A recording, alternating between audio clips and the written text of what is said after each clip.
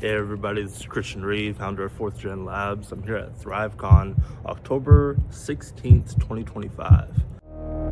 AI isn't coming. It's here. It's here.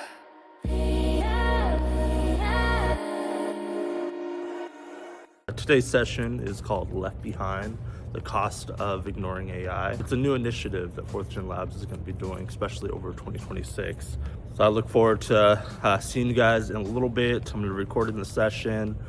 We got some mics, we got some feedback. Excited to really share with you guys what this is going to look like. Pulling back, you were talking about just how fast this has evolved.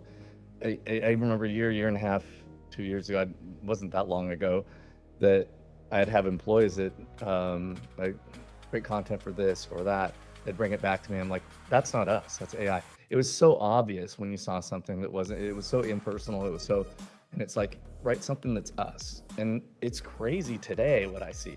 And so I'm kind of like this weekend. I'm like, actually need to learn about this because what is it going to be 5 years from now? So, I mean, one of the big things that I'm kind of taking away from this as far as opportunity is the chatting over searching.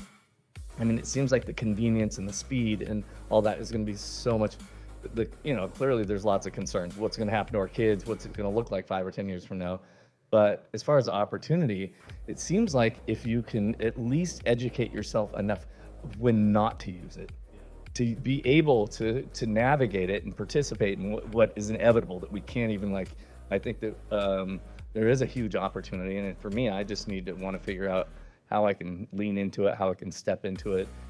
I guess the risk would be ChatGPT is going to cherry pick things for, across the web, right? And so anyone here who does marketing or knows anything about SEO or GEO or AI assisted rankings, whatever they're calling it, those are highly based on the site that is the most recognizable will be pulled in first. So let's say you have a product that's on, it's ranked on Google Shopping, on Shopify, at a local store like New Seasons, but it's also on Amazon. And let's say your Amazon reviews are very negative for some reason, because there's other sellers who've been trashing your reputation. Well, ChatGPT is probably going to put that at the highest level of trust compared to some of the smaller sites. My skincare business, fairly new business. There's one that just has been popping up all over my social media. And I'm like, wow, but are they who they say they are? So I took their information, I put it into ChatGPT, and I found out they are not who they say they are. And they do not get their products from Iceland or, whatever. And I'm like, that makes me feel better because one of the things that I tried to do with my product is come up with something slightly more original. It's hard to be completely original in the skincare industry, right? So I was like, but I want to be true to my brand and I want to represent my brand a certain kind of way. And I don't want it to be false. And I see that in a lot of the really big that are splashed all over social media. What they're presenting is not really who they are. So it gave me the tool to find out all the details about the business that I would not normally be able to find. Something that I would see as a negative to this is similar to what you were saying, but also I did a sample a couple months ago where I asked it to pick the best. I'm a best real estate agent within this certain office. And I gave it a few different prompts. It selected a 19-year-old, and he's real great. He's really nice. They're he's been doing this since high school, so he's been doing it forever. And he does a lot of video content, so I think it pulled because he has a big social media presence. But that's not necessarily the prompts I gave it were a downsizing. I was trying to get me to come up, But it was just kind of funny that over agents with 30, 40 years experience, they pulled the most vibrant. Because he's fun. All right, just finished my workshop.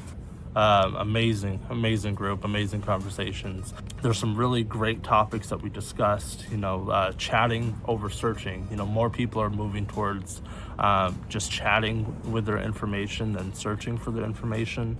I talked a little bit about like how my kids just kind of gravitate to it and use the voice mode to be able to talk to their AI assistant and really get the answers they need. What does that disruption have on your organization, on your business, on your brand? When people aren't going to your website no more, they're going to ChatGPT or Gemini to be able to get the information about you. What does your brand look like on those platforms?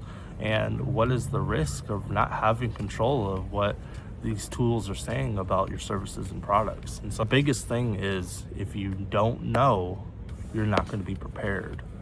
Like, you have to have that awareness. You have to understand the nuances of these tools and how to use it, because if not, your customers are going to expect it, your competitors are going to use it, and you're going to see your competitive edge just kind of slowly wither away, and eventually you'll feel the pressure you'll have to adapt to it. And so I love coming to these conferences. Thank you, Passages for Success. This ThriveCon 2025 was a great event. I definitely will be here next year. It was a great venue, the Vancouver Innovation Center. Highly recommend coming back to this place. Great atmosphere, especially for somebody that's a tech enthusiast like me. So I appreciate you guys. Be ready, because Left Behind is going to be the main thing you're going to be seeing over the next 12 months. Don't get left behind.